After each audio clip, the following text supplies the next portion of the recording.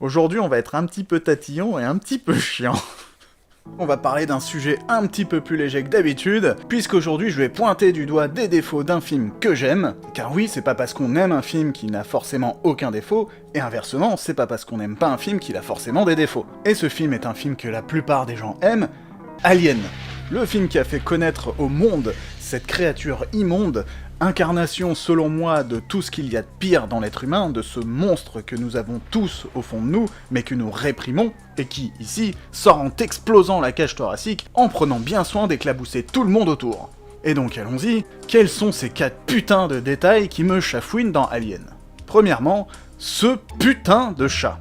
Et oui, le fameux chat, le petit chat roux là qu'on voit au début du film. Pourquoi il est là? Qui l'a amené? Comment il est venu? Avait-il son caisson d'hypersommeil perso, ou était-il dans le caisson d'hypersommeil d'un des membres? On ne voit jamais aucun personnage s'en occuper, lui filer à bouffer, ou ne serait-ce que le caresser. Il n'a aucune utilité intradiégétique. On ne sait pas à qui il appartient, on ne sait pas pourquoi il est là. La seule chose qu'on sait, c'est qu'il intervient à certains moments clés du scénario, notamment lorsque les membres d'équipage recherchent l'alien dans le vaisseau, et que son apparition entraîne la division d'un des groupes de recherche, permettant ainsi l'isolement d'un des membres d'équipage, qui se retrouve tout seul, nez à nez, face à l'alien. Et ça me chafouine, parce que ce chat du coup n'a qu'une utilité scénaristique, il n'est là que comme prétexte pour emmener le scénario là où on veut qu'il aille. Alors, je sais, c'est un détail à la con, mais j'avais prévenu en début de vidéo. Deuxièmement, ce putain de conduit d'aération. Vous vous souvenez de cette fameuse scène mythique dans le film où l'un des personnages va dans un conduit d'aération pour chasser l'alien? Il y va pour cette raison, mais lorsque ses coéquipiers repèrent l'alien sur le radar, ils lui disent « Sauve-toi, il est là !» Je suis désolé hein, mais moi ça me sort du film. Le mec va dans le conduit d'aération pour chasser l'alien, quand l'alien est là, il essaye de se sauver. Ça n'a pas de sens. Du coup, il se fait tuer, et après, t'as cette scène dans laquelle ses coéquipiers ont ramené le matos qu'il avait laissé dans le conduit, impliquant qu'ils sont allés dans le conduit pour chercher le matos. Y'a que moi que ça dérange. Mais passons au troisième putain de détail, ce putain de stroboscope. Alors, je sais que c'est un effet de mise en scène pour rajouter de la peur et de la tension, mais le problème déjà, c'est que moi, personnellement, ça ne me tend pas, ça me casse la tête.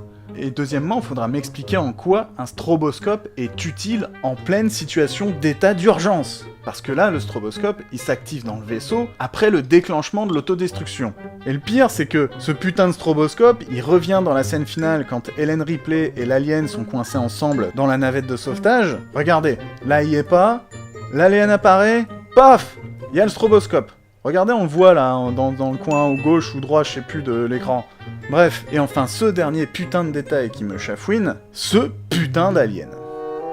Et je sais que ça va en surprendre certains, mais je trouve qu'on le voit trop. Et je parle pas en temps d'apparition à l'écran, mais en termes de visibilité. On le voit trop.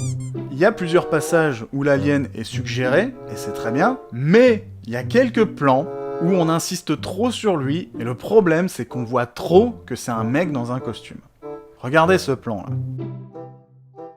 Je suis désolé, mais moi j'y crois pas une seconde. Et regardez ce plan là. Alors ce plan là, faut savoir un truc, c'est que quand je l'ai vu la première fois à 6 ans, il m'avait terrifié. J'avais dû fermer les yeux au moment de l'attaque, je pense. Parce que si je les avais ouverts, je pense que j'aurais rigolé. Moi, dans mes souvenirs, le personnage éclairait le haut du crâne de l'alien, on le devinait dans le noir, et ça coupait à ce moment-là. Et j'avais cette image en tête qui perdurait quand j'y repensais, et qui me terrifiait à chaque fois que j'étais dans un endroit dans la pénombre. Et en le revoyant quelques années plus tard, et que j'ai vu l'alien faire « câlin » comme ça, bah ça m'a plus fait rigoler qu'autre chose, je vous avoue. Pareil pour la fin, quand Ripley croit être en face d'un tuyau de sa navette, et qu'en fait c'est le crâne de l'alien, et que l'alien apparaît en faisant... Alors, je suis désolé, hein, mais ça, en 79, c'était pas déjà un peu cheap comme effet? L'alien qui fait...